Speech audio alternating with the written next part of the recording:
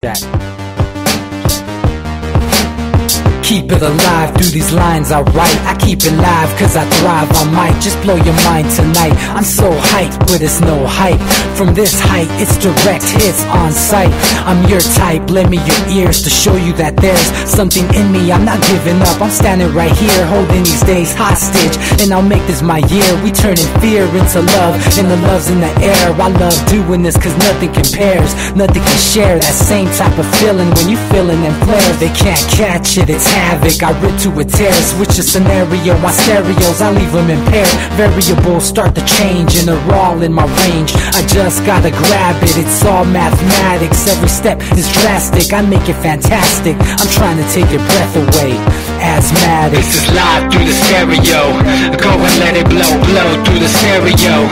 I'ma let them know through the stereo. Yo, here we go through the stereo, stereo. This is live through the stereo. Go and let it blow, blow through the stereo. I'ma let them know through the stereo. Yo, here we go through the stereo, stereo. Yeah, just nod your head with it, so explicit and vivid. Every image is intricate, intimate. I put my all into it, no scrimmage and no rules. I'm a pro tool, hear my heartbeat beat into the vocals. I'm so loco, lost my mind, oh no. It's Ponderoso, dope, so no overdose, cause it's dope, yo. Man, this is house grown, mixed with some milestones. So I let the style flow down like the Dow Jones, bringing it with some foul tones, letting the crowd know we getting loud, so it's eardrum rudiments. Yeah, we bring it rude again. Move, little hooligan. Music for tuning in, full time to the 10. I'm on my clock like I told you. I'm doing this for dreams we pursuing.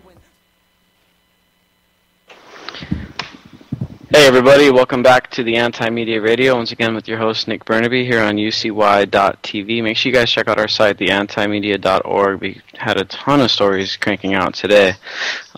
Make sure you guys check it out. And I'm also joined here by my co-host DB Forts. How you doing tonight, man? Doing well, doing well. Just watching the unfolding horror going on. It just doesn't stop. They won't stop, and it's like we've been talking about the last week, especially like, it's at that point of no return now. They can't stop. They have to literally boot everybody out of Gaza. So what this is going to do is create what they've wanted all along. This is going to pull everybody in.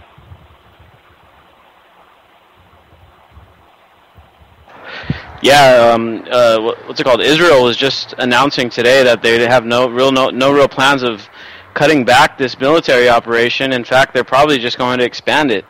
You know, and you know, the news today, and we're going to jump into this towards the end of the show here because, of course, this is still our main topic, and it probably will be until this thing, unless some kind of ceasefire takes place and they stop fighting each other and all that stuff. But this whole invasion and all that was just built on a lie. Those 3 teens that disappeared, come to find out, it wasn't Hamas that did it. It was just some rogue wing of some radicalist Palestinians, which... of course, they're going to radicalize populations on both sides if there's going to be this constant conflict. So, of course, there's going to be a radicalized population, and that's all that happened, man. It's just like when there's these idiots that are claimed to be Christians, but they're KKK and they do something bad to a black person. It's the same thing. I mean, it's just a radicalized population, and they commit atrocities. 3 people is no reason to invade another territory and kill 1,000 people. I mean, yeah, you're talking about already now thousands and thousands and thousands of people. So it's what they found now. They can't even get through all the rubble. I mean, the place looks like an absolute war zone. It looks like Beirut after we got done with it. It's leveled. They can never really have a life there again anyway. It doesn't matter if they're allowed to stay there. There's no infrastructure. The infrastructure is completely just gone. It's gutted. And it was done because they want to get to the tunnels, and that's the justification. But, you know, like always, it seems like they could have weeded these guys out pretty easily. And to go, you know, full siege on a little speck of land, and now they're even stuck on the Egyptian side. Egypt won't let any refugees in either, out of Gaza. So it's like dropping dynamite inside a barrel full of fish. You know what I mean? It's just not going to end well at all. Yeah, and these people are stuck in this rigged game. You know, they have no way out. They have no weapon. They have no means of defense. all they have now is to turn to radicalism, and that's all that this stuff is going to do is radicalize people worse and worse. But I want to get into some quick news here from the anti-media before we jump into this foreign policy stuff, just because I know it's going to eat up most of our show here. But we got the latest story on the anti-media now, and it's just as ridiculous as it sounds. A city in Florida has banned sagging pants in city property, and this isn't the first place. They've done. You got to keep this in mind. They've done this in a few different places, but now it's punishable by up to a $500 fine and/or jail time. Okay, for sagging your damn pants and showing your boxers. All right. The city of Ocala, Florida, which is about an hour and a half outside of Orlando, is where this is taking place. And it just goes to show this drastic, just ridiculous overreach into our private lives. And I mean, I know the old joke goes about that where people used to talk about the fashion police and all this stuff, but it's becoming reality. There are literally now cops out there that are going to give you a ticket or throw you in jail if they disagree with your fashion, or if your fashion goes against what the city council decides is appropriate. And this is just an absolute slap in the face of the First Amendment and of freedom of speech. Yeah, exactly. People that are overzealous do-gooders who are trying to, what they think, ban a particular demographic from particular areas, that which is just, this is laughable. Don't understand the slippery slope that they create. If we're going to live in an HOA society where everything is going to be mandated by all these little tyrannical subgroups who work through a government all too happy to take away freedoms and impose fines because that's the only reason they exist, well, we're going to have Citadel America. You're not going to have anything close to what you thought you had when you were a child, and it's just this slow creeping erosion of freedom. It can be used in any context, but seriously, when we don't worry about people's fashions, maybe crimes will be stopped, right? I can't understand how crime won't skyrocket now when these guys are busy, harassing teens and stuff. Well, it's as if the drug war wasn't bad enough, and we're throwing these minority kids in jail already as it is, just for having a organic plant. Now they can't even dress how they want to dress. That's an offense now too. And let's be realistic. This law is racist. It's aimed at targeting minorities. So this is just horrible overreach of government. And now this is the other thing to keep in mind. This city council passed it unanimously. There wasn't even a single dissenter. They all agreed on it. And if you look at the posts on social media, guess what? A lot of the idiots, a lot of the sheep in these communities agree with it as well. They're like, yeah, hell right. That's not even a harsh enough penalty. We should make them, make it even harsher. I mean, this is outrageous, man. And people are like, a lot of people are going along with it. Now, of course, the people that understand the tyranny of government and the overreach of government that's going on right now, of course those people are against it. But a lot of these mainstream people are like, I don't want to see people sagging their pants. We might as well just ban it, And it's this idea that we can fix cultural problems, and now that we can fix fashion problems, or what at least some people think is a problem with fashion, through legislation. You can't fix people sagging their pants through legislation, man. It's a trend. It's something that people like doing. It's a way of life for some people, and you can't just fix it through legislation. Let's just put this in practical terms. When is the first $5 million lawsuit for a kid whose pants were sagging? The cops go up to him. Dude tries to run away, trips on his pants in the middle of the street, gets run over. City gets sued. You can't legislate anything with any real authority without violence behind it. And guess what's going to happen as a result? People are going to eventually lose their lives because of their pants. Is that the kind of freaking place we want to live? I understand it's the South, and it's about, 100 years behind the coasts. But still, Jesus, where is it going to stop? Exactly, man, and that's the question, man, where is it going to stop? And now we got these groups like Cop Block, which I'm a part of, and Cop Watch, Police to Police, and various other groups that are stepping up to the plate to try to, counter this overreach of the police and the government and stuff. And just goes to show how effective these people are getting. I believe we talked about it in the last show. But Bill O'Reilly tried to go and put a hit piece out on Cop Block and try to make Cop Block look like crap and try to make them look like criminals and loons and fringe and all this stuff. The fact is that Megyn Kelly, who was on there with Bill O'Reilly, has less followers on her Facebook page and Twitter and all that stuff than Cop Block does. So Cop Block is more popular than Megyn Kelly. She's on TV every night. So the fact is that more and more people, despite this propaganda on O'Reilly, are coming around to the fact that the police are getting out of touch. They're basically just tools of the ruling class. They're out there to keep these people that are do-gooders feeling safe, even though they have absolutely no safety considering economic conditions and all that stuff. But in response to this Bill O'Reilly hit piece, we have a new journalist on the anti-media, Lou Calagiovanni, and he wrote an awesome piece about Bill O'Reilly's misogynist past, and I'm sure that many people can probably guess just by watching the Idiot Show that he's probably a misogynist. We all know he's an asshole. We've seen that video where he's just freaking out. I know you've seen it on YouTube, where he's just absolutely freaking out on his producers and stuff. Just being a total dick. I mean, which one? The guy's, he's an egomaniac. He's super highly educated, but again, when you go through the machine so long, so hard, the guy used to be a fluff piece anchor. What was the original show he was on? It was lower than low. It was actually just as good as a tabloid. So the guy to pretend to do hard journalism and hide behind whatever kind of credibility he gets working for the most corporate of medias there is, which is Fox, it's asinine to listen to this guy at all. This guy has probably armed security details on him 24/7. Just because the cops can't do their job. So for him to defend him, it's kind of ironic, I guess.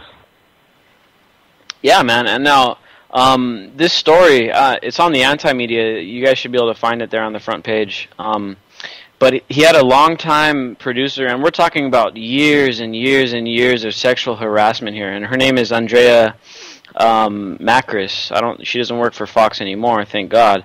But this guy just, for years and years, he was just so condescending and putting her into all these uncomfortable situations and trying to basically leverage his position over her to try to get sexual favors, bro. He was trying to say, hey, you want to go somewhere in Fox, you better, fool around with me, or at the very least have phone sex. And it just goes to show this type of mentality that runs wild in the establishment. It's this blackmail mentality, this hey, you want to go somewhere, you want to be a loser forever, well, if you do, you got to do this, and guess what, if you do it, we're going to get it on tape, and that way I can hold it over your head even worse. And that's the kind of mentality that runs rampant within our government and within the corporate establishment, of course in the media establishment. These people don't get to where they're at unless they do these awful, god-awful things, and then these corporations can hold these awful things over their heads to make sure they don't blow the whistle. Now, fortunately, this woman, Andrea Macris, didn't commit any of these awful things that O'Reilly wanted her to do. And then later on, she was able to blow the whistle. She took him to court. She was suing him. And then they settled it outside of court. But here's the thing. Why does nobody ever talk about this in the media? O'Reilly's got a lot of superficial enemies. A lot of people talk crap about O'Reilly. Well, they can't. They never bring up the real dirt. Yeah. They're compromised as well. And everybody is. And that's what the entire electronic grid is. That's what it's all about. That's what all these things like Prism and every other algorithm reader and data mining thing is all about. It's just full control over everybody and everything.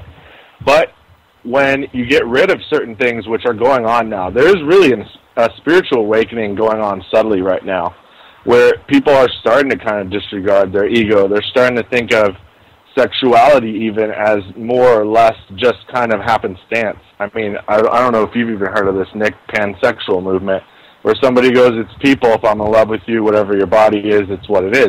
This shaming, this blackmail, this whole gridlock network and everything they have set up, it can't really last too much longer because people aren't really going to care too much more. And I think that's a good thing and a bad thing too. The erosion of privacy they've longed for so much is going to erode their ability to actually shame or / blackmail people. So what will it do? Who knows? I think we're going rapidly towards non-human government. I think it's kind of going that way because people see we can't trust any of these people with flesh and blood. It's got to be done, I guess, logically at this point. Resource-based is it's what it seems to be going towards. Yeah, man. And, fortunately, we're able to take this asshole O'Reilly to task on this this sexual harassment case.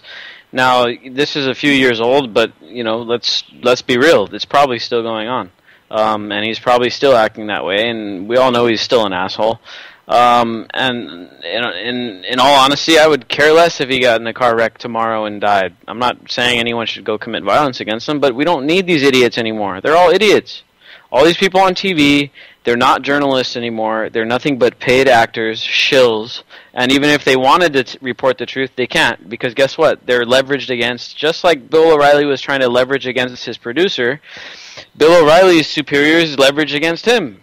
And at any time, they can say, hey, you want us to bring up the sexual harassment thing again? Okay, no? Okay, then shut your mouth. And this is the kind of stuff that we're up against. And this is why we need to be, this is why any new movement, any new business, any new media, any new government, anything like that has to be open source and transparent. And believe me, the demand is there because remember what Obama got elected on. Remember the promises he made. He was going to be the most transparent administration in history, and people gobbled it up like it was Thanksgiving dinner. And people wanted that because there was a demand for that because people are tired of corrupt government. But what did Obama do once he got elected? He went back on all of his promises, and he became one of the most secretive governments that we've ever seen. But he did one great thing. He made us realize that it's so down to the core that there's no possible hope that we'll ever have representation without us taking everything back, because it's hopelessly turned against us. When you find out that George Bush and Barack Obama are cousins, and they both are related to, I don't know who it is, King James or somebody, you're never going to matter to these people ever. You don't have the right blood. So it's just as simple as that. Everybody that's not within is without. Everybody that's not with them is fit to be slaughtered pretty much, and we're starting to see that mentality come to play and bubble to the surface.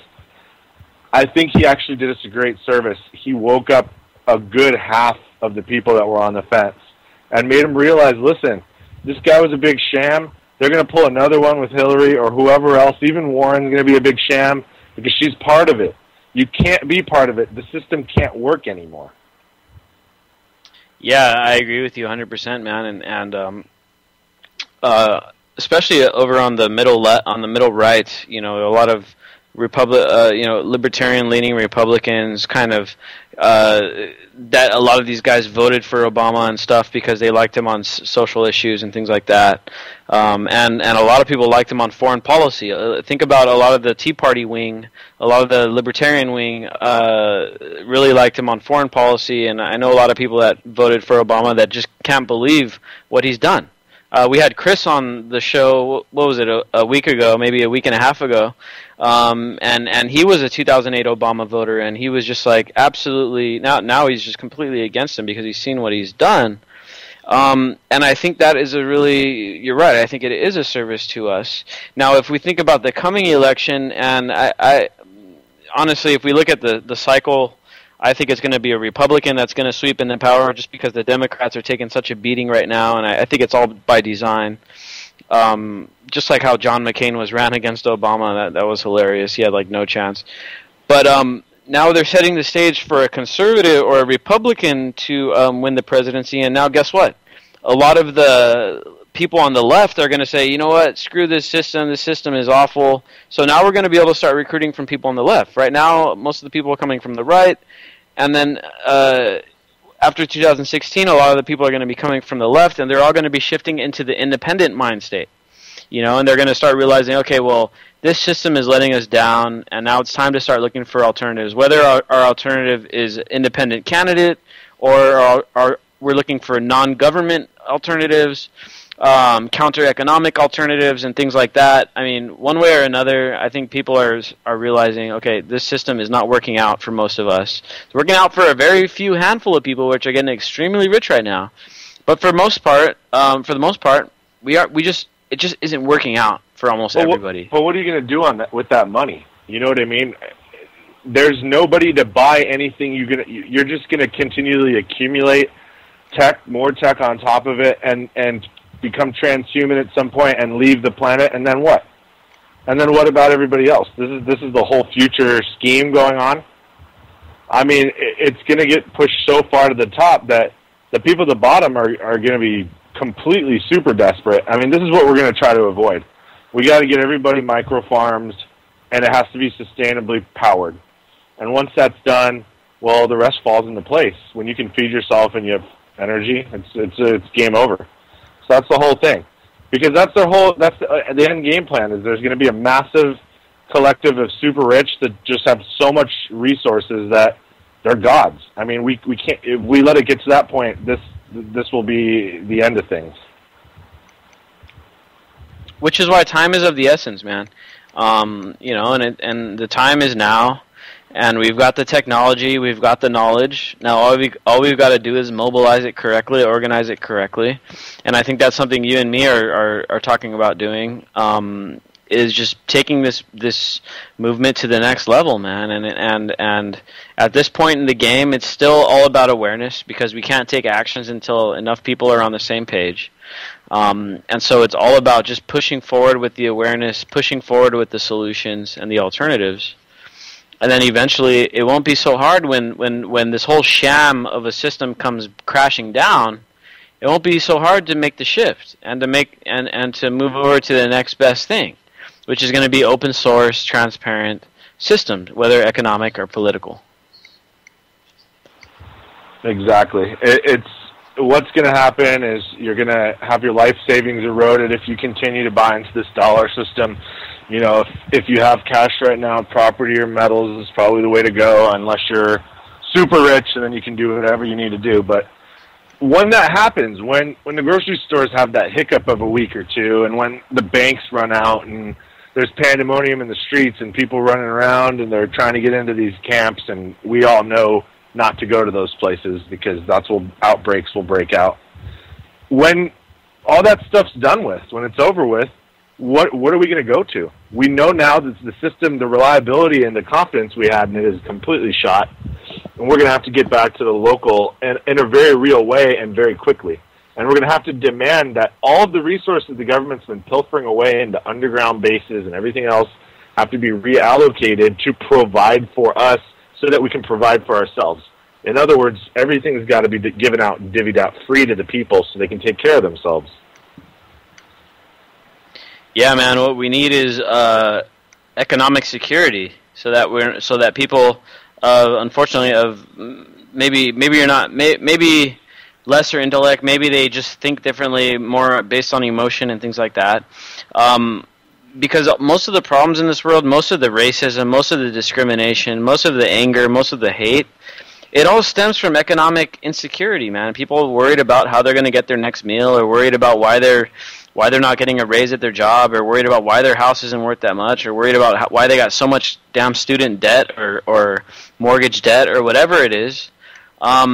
Those are the problems that we really need to alleviate. If we're seeking to find world peace, well, then we got to seek to alleviate economic insecurity, man, because that's where most of these problems stem from.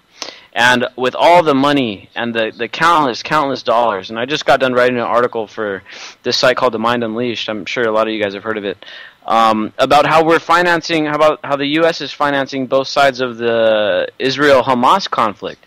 And we're talking about, in 2013, we sent $500 million over to the Palestinian Authority, while at the same time we sent $3 billion over to the Israeli government. We're funding both sides of it. And at the same time, our own people are basically starving in the streets. Detroit is getting their water cut off. Our infrastructure is graded as a D, which means that a lot of it's basically falling apart. Hundreds of thousands of people are getting their water shut off, and 1 in 6 people are going hungry. Yet this year alone, think about it. How many billions did we send to Ukraine? How many billions did we send to Syria? How many hundreds of millions did we send to Iraq? How much money does it cost us to keep our 1,000 military bases open all around the world? You know, and at the same time, we've got our own people suffering like crazy in the streets. We've got a insane homeless problem. We've got a bunch of people with mental illness. We've got a bunch of veterans that the VA is screwing them out of their care. Yet at the same time, we're sending billions off to go fight these wars that in the end just create more of a problem for us, more blowback, more cost, more war. And at the same time, all of us are paying for it. The idiots that are making the decisions at the top, they have no responsibility. They have no liability in the game. You and me and our kids and our grandkids are paying for it all. And then the people that are getting directly inflicted with all this foreign policy, they're getting PTSD. They're getting radicalized. They're going to come back and bite us later on down the line. Think about a kid that's 5 years old right now and witnesses his mom and his dad get blown up by a bomb that was financed by the U.S. Think about that kid in 20 years. You think he's going to like Americans? I don't think so. He's going to be pretty angry because he grew up without his damn parents. And that's creating problems for us down the line. Not only are we going to pay for it, our kids are going to pay for it not only with their wallets, but they're going to pay for it in blood. Oh yeah, I mean it's an endless war. It's never ending. It's a culture war. It's an ideological war, and the end game is getting near because the technological gap in order to necessitate having a major advantage over pretty much everybody else is not that far away. I'm not sure who's in the lead. Everybody's led to believe we are, but for all we know, China and Russia are way ahead from what we think. But it's getting to the point where these big major powers are getting testy, and I really believe that, like we've always thought at the end, somebody's going to have to win. But the whole goal is to let us win, not these governments fight each other, kill everybody off, and then they win. The goal is to make it so uncomfortable, pretty much, for these guys to continue doing business as usual. So many people awake, so many people being told what's really going on and how it's really going to affect them. I mean, there's a lot of people out there that they have student debt taken from their paycheck. There's no way they can get around it. And there's a lot of these things that we got to get rid of. Why is the government doing the dirty work of a so-called private corporation? You have to really stretch your mind around that. Stretch your mind around the fact that 100% of your federal income goes right to the Vatican, written into the charter in 1871. There's so many different things people just don't understand, and it affects everything on a very real level. Yeah, man, and most people don't even understand the foreign aid. I mean, a lot of people know it's happening, but they don't understand where it comes from, where it goes, who it goes to. So let's take a look real quick at foreign aid and how it comes about. Because we all know that the government is in trillions and trillions of dollars worth of debt, right? So where does this money come from? Well, I'll tell you where it comes from. The Federal Reserve creates the money. They loan it to Wall Street at less than 1% interest, and then Wall Street loans it to our government at about 5% interest, and then our government sends it off to dictators overseas. That's basically where it goes. And then who's on the hook for it? Guess who? Anybody with a Social Security number. Anybody that's paying taxes in the United States, they're on the hook for all this stuff. And like I was just saying, man, not only is that a huge problem, and not only are we saddling all of our children and grandchildren with a shit ton of debt, but we're looking at actively creating enemies in every country that we send money to, in every place that we step foot into. Now we're in Libya, and if you look at the situation in Libya, it's done nothing but deteriorate. Libya is now about 10 times worse, if not more, than it was when Gaddafi was in power. And we took the quote-unquote moral authority to go knock Gaddafi out of power. And now look at the situation. It's not even safe for diplomats. The diplomats had to get pulled out. All the Western diplomats are now gone because Libya has fallen. Yeah, and the airports are under attack. I mean, the airport's gone in Tripoli, and Benghazi, I believe, is, as we speak, probably being pretty much leveled out. It worked in opposite of what we thought, because we couldn't really get a puppet regime to stick there, and now we've created a new enemy. And that's what happens when you go in, you attempt to topple a government, and then your guys don't get in. The same problem goes on everywhere. It's going on in Iraq now with ISIS, who, by the way, are releasing more and more heinous videos every single day. And nobody's going in to take care of that mess. They're just going to let this complete travesty continue to go on. So it's just crazy, dude. It's just crazy. And it's been building up and building up. Thankfully, the people I've talked to among my own circles understand what's going on, understand that they could be drafted if we declared war against Russia, understand that they'll probably end up losing their lives, just like so many of guys like me and you and our age group in Vietnam lost their lives, man. But it's not going to be Vietnam. It's not a proxy war again. This is the real deal, and it hasn't happened for 70 years. And last time, I don't know what the totals were, but it was hundreds of millions dead, and the tech's infinitely stronger. Yeah, man, Russia alone lost something like 20 million, and then Germany killed 12 million. The Japanese killed like 5 million Chinese alone. I mean, countless Filipinos, and yeah, I mean, it's a drastic toll. And after World War I, the American people were rightly opposed to any kind of intervention, and that's when they had to start breaking out these psychological experiments to get people convinced to go back into war. And now we know World War II,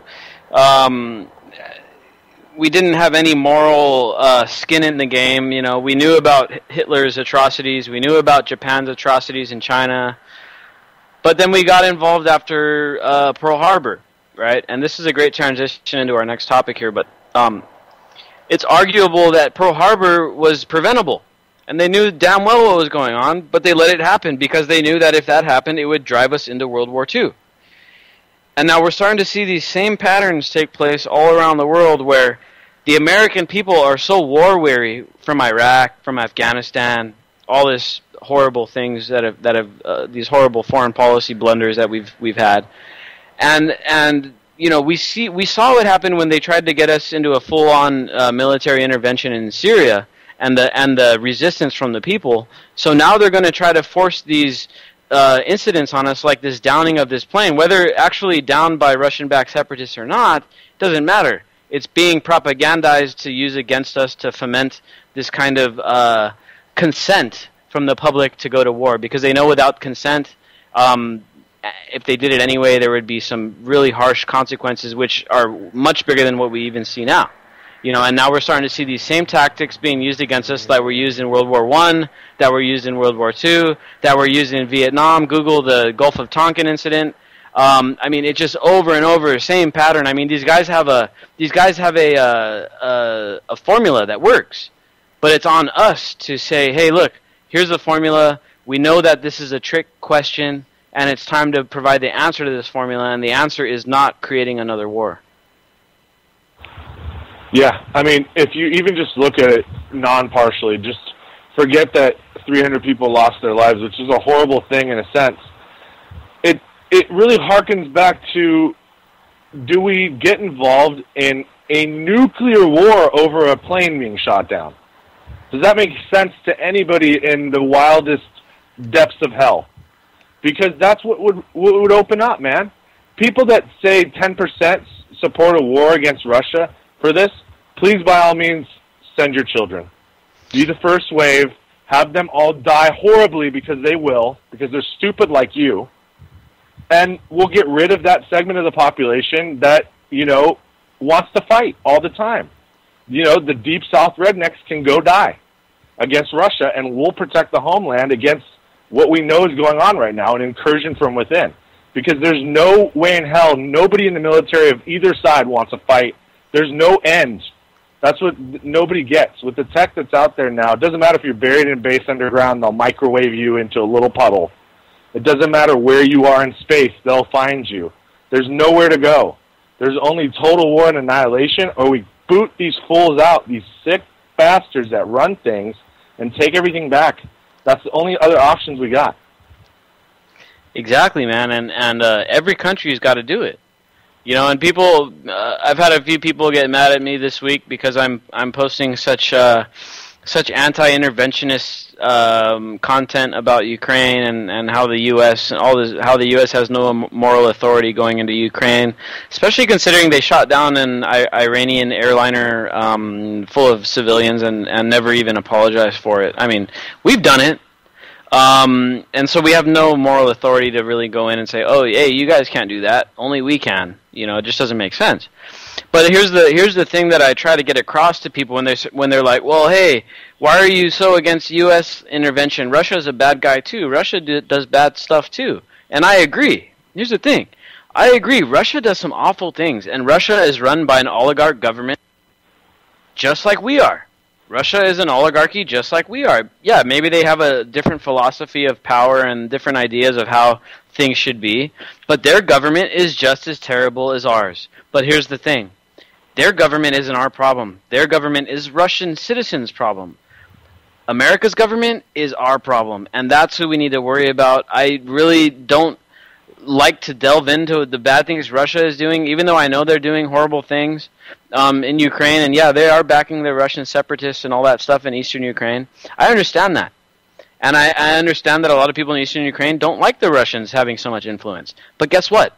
There is not a damn thing that us as Americans or that our government can do to change that. Because if we do, we're just going to create more and more complex problems, complex blowback, and complex issues later on down the line for our kids to not only deal with financially, but to deal with physically in the form of military actions or terrorism or, you know, whatever it may be. Chechens, like the guys that did the Boston bombing or whatever.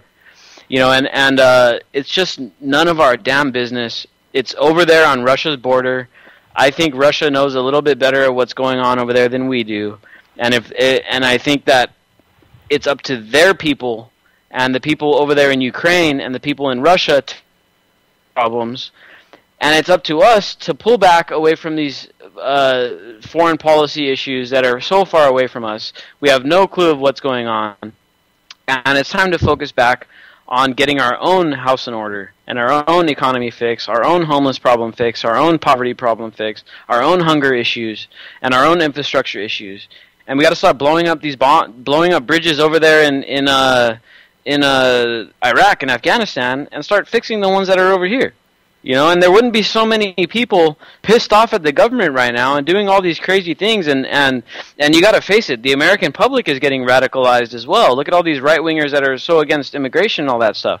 Well, that stems from economic insecurity. They know that the economy sucks. They know their home values got screwed in the housing bubble. They don't know exactly why, so they take it out on immigrants because they think that they need something to blame it on.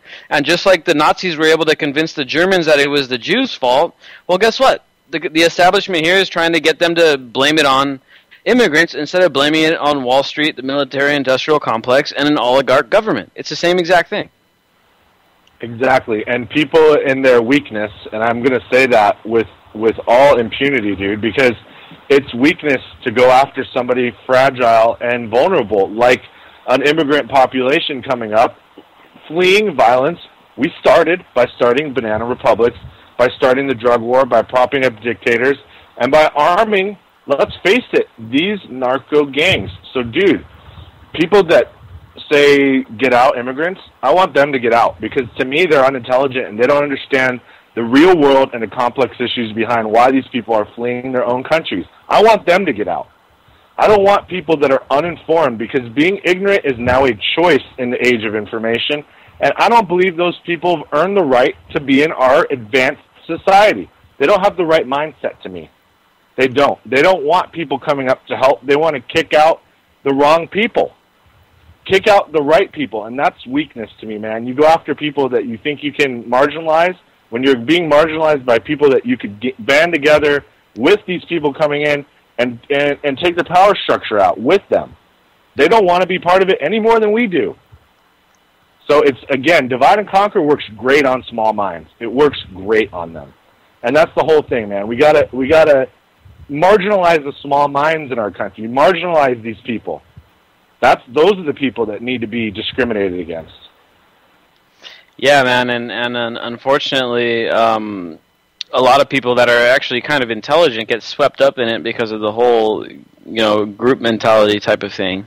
And they're like, yeah, that makes sense. These are the people that are causing. Well, no, sorry, dude, you're uninformed. You're blaming the issue on the wrong people. First of all, most of these immigrants coming up from Latin America, and most of them aren't actually from Mexico in this new wave. They're coming from Central America, where guess what? The U.S. has toppled like 17 governments down there in the past 50 years, and we've done a lot of meddling down there and a lot of destabilization purposely. We purposely destabilized Panama to make sure that we can build that canal 100 years ago. And now this blowback is coming back, and it's driven, of course it's driven by some misinformation in the local media down south. But guess what? It's the chickens coming home to roost. It's the bad policy that we've been pursuing down south in an attempt to quote-unquote stem the tide of communism, when in reality it was just to fill the coffers of the military-industrial complex. I mean, let's be real about it. We went to Korea and to Vietnam to stop communism, right? But then now we are like the largest trading partner with China, which is the biggest communism in the world. So our enemy isn't communism. Our enemy is lack of profit, and lack of profit for the military-industrial complex, and that's why we did all those things down south. It wasn't to stem the tide of communism. It was corporate imperialism. It was to make money for the military-industrial complex, and it was to secure resources and commodities for corporations. That's all it was. And here's the other side of it: the drug war. The drug war that we've been keeping up for how many years, since the 70s. That is one of the largest drivers of violence in Latin America. Down in Guatemala, El Salvador, the cartels have moved down south because of Mexico's their own recent war on drugs, which now thankfully is pretty much ended. But you remember a couple years ago how violent it had gotten down in Mexico, and in Ciudad Juarez had become the most violent city in the world, even more violent than Baghdad was. Because of all this horrible drug policy and criminalizing plants, criminalizing nature. I mean, even cocaine comes from a plant. Even heroin comes from a plant. Right, but it's always come down to patent and intellectual property rights and greed, and no one wanting to share, and everybody saying, well, I worked harder, I've been more vicious and brutal than you, and I deserve more things than you, and screw it if that, ruins your life in the process. These are all asinine old, these are dark age ideas. The fact that we're not at this point all as one together just shows that most people are not ready, man. We maybe need to have that one last fight. I hate to say it. I always hate to have this argument with people, but if a war is going to come, you hope that it's going to wipe out the people that caused the war, and then there's nobody left to have another one. Yeah, we'll have to rebuild, but that mentality will be destroyed along with the people physically. It's going to be such an awesomely destructive sequence of events when these things finally take place that we can only hope to survive through it, rebuild, and hope the people that caused it went in the war. That's all we can hope for. Yeah, man, I think that would be ideal, but I think it's kind of hopeful thinking because most wars are started by these oligarchs and then they're fought by the young men that are just uninformed. Either that or they're drafted into basically slavery to go fight these wars for these old rich men, which tend to be lately about resources. In fact, I mean, if you look historically, the Roman wars and the Roman expansion, all these empires and stuff back in the day, most of the time it was about the same stuff: resources, territory, power, money, gold, silver. Nowadays it's about oil, because they don't back the currency in gold and silver anymore. But I mean, it's kind of the same pattern that keeps playing out over and over. These oligarchs get us into these situations, into these wars, and they send our young men off to go die in them. And let's hope that this time around the people just refuse it. And the people say, you know what? You go fight that war. You want to go join that war? You 10% of people that think we should go fight with Ukraine, why don't you go send your kids? That's 30 million of them. Why don't you send your kids to go fight? And the rest of us that are peace-loving people that understand that we don't need to go to these wars, we get to stick behind. And guess what? That'll teach the country a lesson, man. We'll have your social online activity dictate your thought process. And that's what's going on anyway. Everything you do and say and everything you take a picture of, all stored in a file. They can find out which one of these people are going to go along with it, and then they can go down there and institute their little social selective service experiment. Like you said, 10%, 30 million, they probably have 10 million kids. That's enough to field an army. Let them go over and fight it. We'll keep our real army here in case the blowback comes, But go ahead and go do your imperialism with all these morons. That would be fine with me. Hey, if anybody wants to chime in on this conversation, feel free to call in. The number is 718-717-8296. We want to hear your opinion on this stuff. And especially if you have a dissenting opinion, we want to hear from you, and we want to hear some alternate angles to what's going on in the world right now.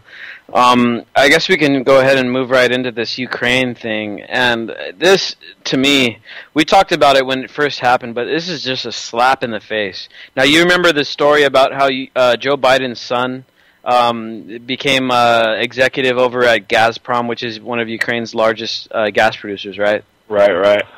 Okay, now guess what Gazprom is about to start doing? The exact same thing going on underneath LA right now? Yes, they're getting ready to go in and start fracking in eastern Ukraine.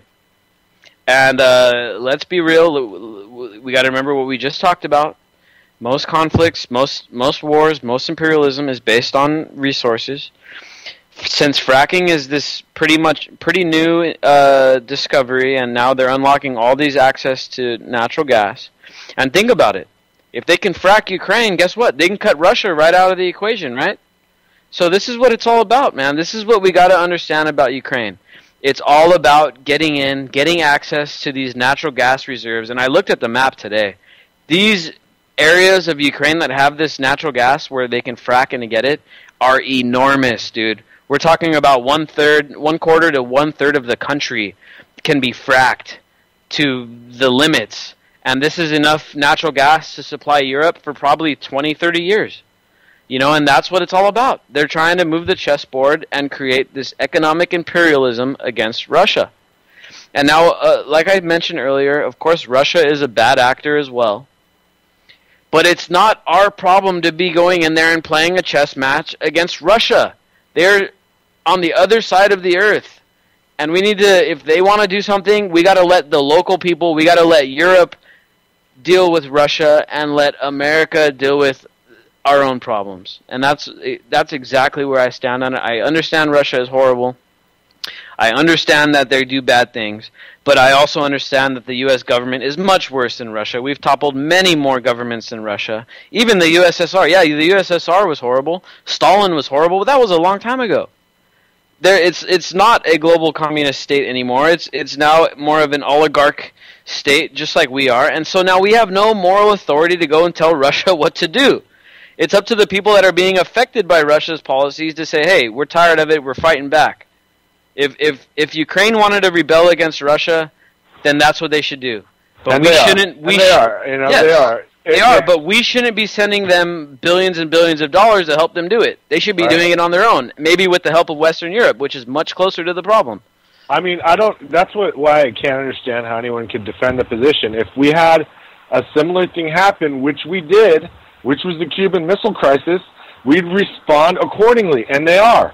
And it's according to plan, and it's to draw us in. But the thing is that people don't understand. It's not going to stay a proxy war because it's over the oil fields of the world right now, right? They're the middle ground. Yeah, Russia has its own. They don't have any interest in that. What they have a big interest in is not having puppet governments on their own borders.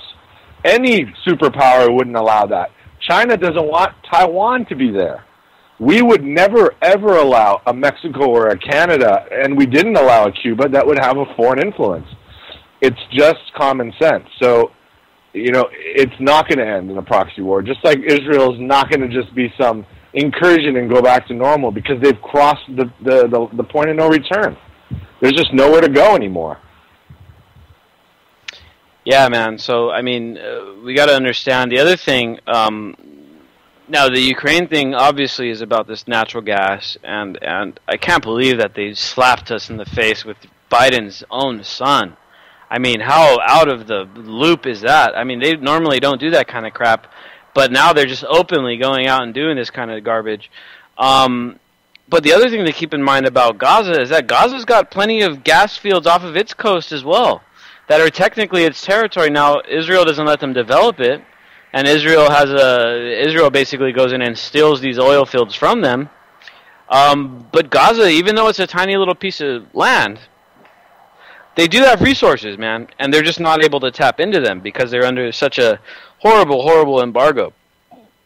I was reading the other day about how bad the drinking water is out there in Palestine. And, I mean, I think it was something like over 40% of the water out there is not even drinkable because it's so polluted. And you know, there are agencies and there are organizations that are seeking to bring aid into the Gaza Strip and into Palestine. But guess what? We saw what happened when those flotillas tried to go into bring aid in. They get boarded by the Israelis. They get shot. They get arrested. They get detained. You know, these guys aren't interested in creating peace over there. They're interested in keeping this perpetual conflict going. And the horrible statistics that I was researching today for this article I was writing about the rates of PTSD within the children, not only of Palestine, but of Israel. Nearly half the children that live in the towns that border Gaza and border Palestine, half the kids have PTSD, man. And then up to 90% of the children in Gaza and in Palestine have PTSD. And we see these similar stats in Yemen, where over 75% of the population has PTSD. So it's this game that these oligarchs are playing over resources and power and money, but it's at the cost of the innocence of children, women, civilians, and all these people that are caught in the middle of the game. And you know, these corporations are making bank, but everyone else is getting bankrupted psychologically, man. And that is really the horror of this stuff. And that's why we need to reel in our government. And there's really nothing we can do as Americans to worry about the Russian government. There's nothing we can do about that. And as a matter of fact, Putin is writing supposedly very, very high approval ratings right now because he's stoking up these nationalistic flames over there in Russia. And all these people are like, hell yeah, we need to, you know, they got this idea that they want to, you know, bring back the Russian Empire and all this stuff. And a lot of it is due to our interventions over there, man. Every time we go and intervene in Ukraine, Putin's approval rating ticks up a couple notches. You know, and it's all blowback, dude. And it's something that obviously the foreign policy, quote-unquote, experts that are in charge of stuff right now either don't understand, or more likely they're purposely stoking up these fears so that they can draw us into these huge conflicts. But if we were smart, we would start pulling back, and then that would undermine all of Putin's power as well. Because then his people would start to realize, oh, damn, okay, well, we're not threatened on our borders. We're not, you know, nothing bad is going to happen to us. Yet Putin's still doing these horrible policies, and he's still persecuting all these groups and stuff. So it's our own foreign policy that is driving the driving force behind a lot of our enemies' foreign policy, man. And I think that's what a lot of people don't get, and that's what one of the messages that I think we really need to spread out a little further. Oh, absolutely. I try to kind of let people in on the game behind the game all the time because they're so CNN'd out of their minds. Although they're starting not to be. People are starting to tune out, and that's a good thing. At least then they'll get their information some other way. But, yeah, they're starting to get it, man. It's really just a simple chess game. There's ulterior motives. They go really deep. They go back thousands of years. They probably have things that go off-world included in those things. And maybe that's going to be, you know, released to public soon, too, because there's so many things right now at a breaking point that something's got to give in, thankfully, because enough people don't want it. We haven't been able to be drawn into something yet big. Once we are, then, well, all of these radio shows are going to be not worth much. So that's our whole goal, is just to prevent that, keep awakening people what's going on so that they can deal with it eventually. I know it's going to take time for people to understand that the way of life they've been pretty much handed, being a citizen of this corporation, is now at an impasse and at an end, really, because the corporation is insolvent. And you will be sold because you are the collateral. So I hope people understand that the Social Security is your banknote. It's your collateral number. And if our military ever fell, that note would be called in by whoever owned it, and it would be sold out. And you know who owns the most of them now, of course, is China. So You got to keep that in mind. These things that are written on paper have real meaning and real value to people that have all of the guns.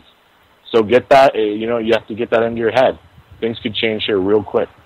Yeah, that's another reason why we don't want to get involved in a big ground war with Russia.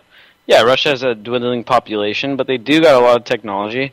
And guess what? Guess who's the ally of Russia? China. And they've got how many billions of people that are just, how many people do you think China could raise in an army if they institute a draft? There's 200 million men between 18 and 35 right now, Nick. They're ready to go. They're ready to go, and there's 100 million of them with no women in their own age group in their own country, meaning they have no families, they have no nothing. They're disposable. They're going to be paratrooped in here, man. Red Dawn was always predictive. It's predictive programming. If there's ever a problem with them, it's going to come in waves of paratroopers like you've never seen, and of course our air batteries will be pilfered from within. You know what I mean? So. These are the nightmare scenarios we got to be preventing them. Exactly, man. And how do we prevent it? Okay, we starve the beast. We evade our taxes. We spread awareness. We create alternative solutions, community gardens, solutions that create electricity, solutions that create water. And we just keep moving forward, man, and that's it. Otherwise we're just sitting ducks, dude. Yeah. We need community self-defense. We have there's a great article on the Anti-Media. You may have to search for it because it is like a week and a half old, but it's Derek Brose wrote an awesome article about community self-defense groups, such as the ones that are popped up down in Mexico, that are rebelling against the cartels and against the government because they understand how corrupt the government is. They understand how awful the cartels are. A lot of these groups are starting to pop up all over Mexico that are saying, you know what, screw both of you guys. We're going to protect our own communities. And they're going against the law because, think about it, in Mexico, firearms are illegal. You're not even allowed to have a gun down there. So these guys are openly defying the law. They've carved out their own territories, and they're protecting their own communities. And these are the kind of ideas that America needs to move to. Otherwise, we're going to be at the will of the federal government, which are controlled by oligarchs and corporations. The UN will move in. The UN will move in, man. That's what's always been the plan. When you see blue helmets coming down the street, even worse, when you see guys in our uniforms that are obviously not Americans, and they're going to be easy to pick out, that's when you know the infiltration's on. It comes for the gun grabs, and then it's over. So we got to prevent all that from happening, wake people up. And hell no, we can't let him, because once you do, every society that's given up guns en masse has had a massive genocide after. It's too easy, man. It's just too easy for these guys to wipe out everyone they don't want, because there's nothing you can do about it. And we can't allow that to happen again, because you're going to see World War III followed by an American Holocaust. Is that what we all want? Do we want to be the sacrificial lamb for the world's economic reset? Because that's what it looks like they're setting us up for. And I, for one, am not going to stand for it and allow this place to become a hellhole, just like Germany was after everybody ganged up on them. Just not going to let it happen for these bankers. No, we can't let it happen, and the tyranny comes from within, and that's why we've got such a big fight again ahead of us, and such a time-sensitive fight. Now, before the show ends, we got to jump into this Israeli-Hamas conflict. And we can't forget that this is a conflict between the Israeli government and the Palestinian government. And unfortunately, the largest amount of casualties and deaths are coming from Palestinian innocent people, civilians. There's now over 1,000 dead Palestinians. A UN school was just bombed, and I think 15, 16 people got blown out. Hospital was just bombed yesterday, and who knows how many dead. Now, the other thing we can't forget, and everyone loves to bring up the whole false flag thing. There's been so many false flags in past, getting us into World War I, World War II, into Vietnam. Now, of course, our allies are going to commit false flags, and we got to remember that this Israeli incursion into Gaza, according to new information that's come to light in the past few days, was essentially a false flag. Those 3 Israeli teenagers that were supposedly kidnapped by Hamas, which Netanyahu basically declared were kidnapped by Hamas, were in fact not kidnapped by Hamas, which basically means that this whole invasion was based on a lie. It's technically a false flag. And now this whole thing with Ukraine, whether the shoot down of the plane is legitimate or not, does not justify World War. Go through the stereo.